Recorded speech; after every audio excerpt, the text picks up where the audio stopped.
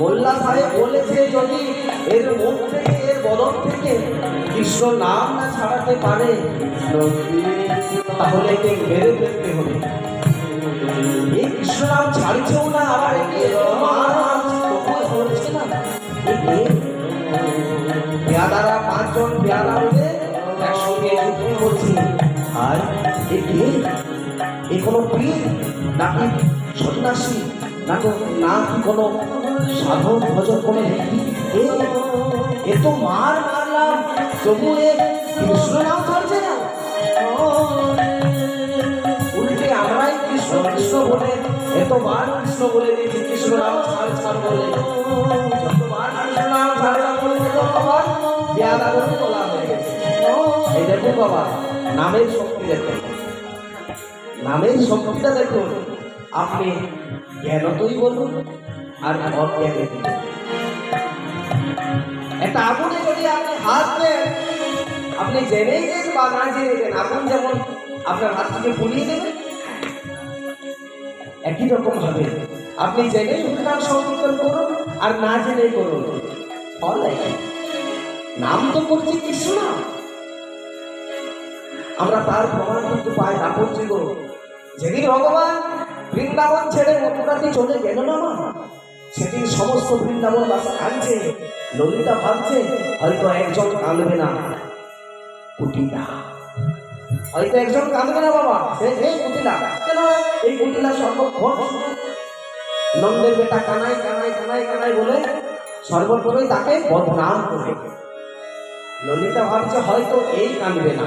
ললিতা চুপ করে গিয়ে দেখছে ললিতা নিজেও কাঁদছে, আমার তো পাগল হয়ে গেছে। ললিতা ভাবছে একজন আছে মনে হয়, সে হয়তো কাঁদবে না।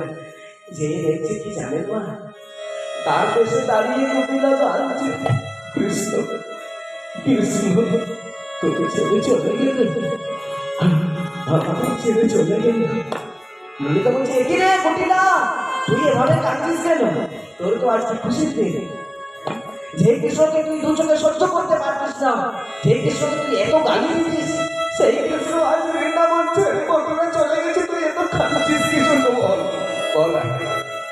বলছে ওরে ললিতা,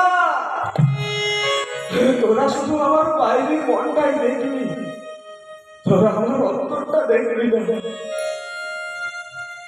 তোরা তো কৃষ্ণকে ডাকতে পারতিস, তোদের কোনো বিধি নিষেধ ছিল না, তোদের কোনো বাধ্যবাধকতা ছিল না।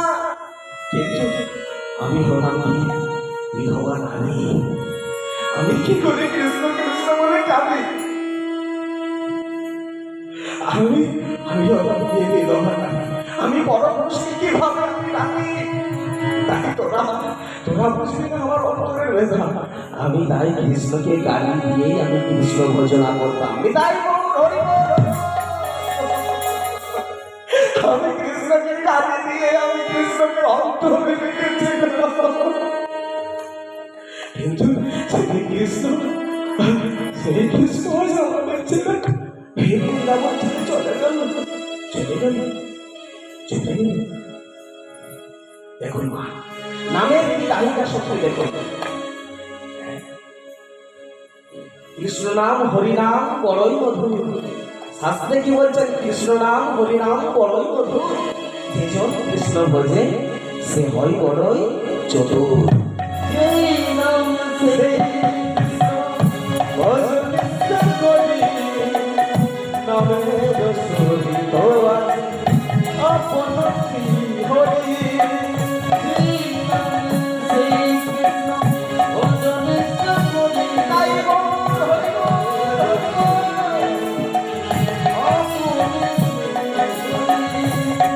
তাহলে পেয়াদারা জেনেই হরিনাম করুক, আবার না জেনেই করুক।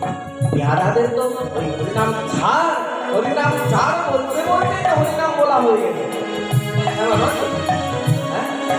হরিনাম ছাড় বলতে বলতে তো হরিনাম বলা হয়ে যাচ্ছে। যেই নামে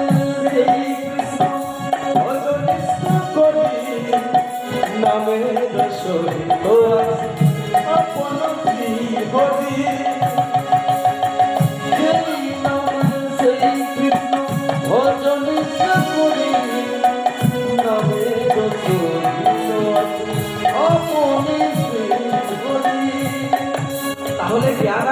দেখলো একে এত মার মারছি তবু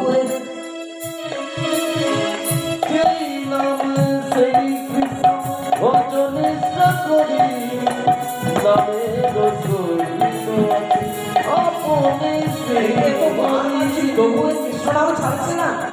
এর তো মৃত্যু হওয়ার কথা, তবুও মরছেও না। বলছে, "না, এখন আর কিচ্ছু করার নেই, আমাদের প্রাণের সংশয় হয়ে গেছে। পেয়াদা ভাবছে এবার তো আমরা মারা যাবো। হ্যাঁ? এর বদল হতে কৃষ্ণ নাম ছাড়াতে পারলাম না, আর একে মেরেও ফেলতে পারছি না, কি ব্যাপার, এবারে তো আমরা মরে যাবো। পেয়াদারা একে অপরের সঙ্গে যুক্তি করে বলছে, ভাই আর কোনো উপায় নেই, দেয়ালের পিঠ থেকে গেছে। পিছনে পিছনে পেয়াদাদের পিঠ থেকে গেছে দেওয়ালে, আর যাবার উপায় নেই। পেয়াদারা বলছে, কে আপনি? আপনি কোনো সন্ন্যাসী নাকি পীর নাকি পয়গম্বর, বলুন আপনি কে? তবে আপনি যে ঘটনা কেন? আপনাকে আপনাকে একটা কথা বলি। বলছি বলুন। বলছি আপনি যদি না মরেন তাহলে আমাদের পাঁচ জমিয়ে মোল্লা সাহেব মেরে ফেলে দেবে। হারিস বলছে, তাই? হারিসের প্রাণে শুধু শ্বাস প্রশ্বাসটা বইছে, একটু মার মেরেছে, শুধু হরি হরি সম্প্রদায় বলছে, আর কিচ্ছু পাচ্ছে না। বুঝেও তাই? আমি মরলে তোমরা বাঁচবে, আমি যদি মরি তাহলে তোমরা বাঁচবে। বলছে, হ্যাঁ ঠাকুর, আপনি যদি মরেন আমরা বাঁচবো। তাহলে আমি মরি? তবে শোনো, শোনো, আমার একটা শেষ ইচ্ছে তোমরা পূরণ করবে। হ্যাঁ বলছে, বলুন, আপনি আমাদের জন্য এত বড় একটা কাজ করবেন, আমরা আপনার একটা কথা রাখতে পারবো না? বলছে, শোনো, আমার মৃত্যুর পর, ও মা কি বলছে দেখো, বলছে আমার মৃত্যুর পর আমার দেহটাকে তোমরা কেউ আগুনেও পোড়াবে না, আবার কেউ সমাধিও দিও না। বলছে, কি করবো ঠাকুর? বলছে, এই যে গঙ্গা বই চলেছে না, এই গঙ্গার জলে আমাকে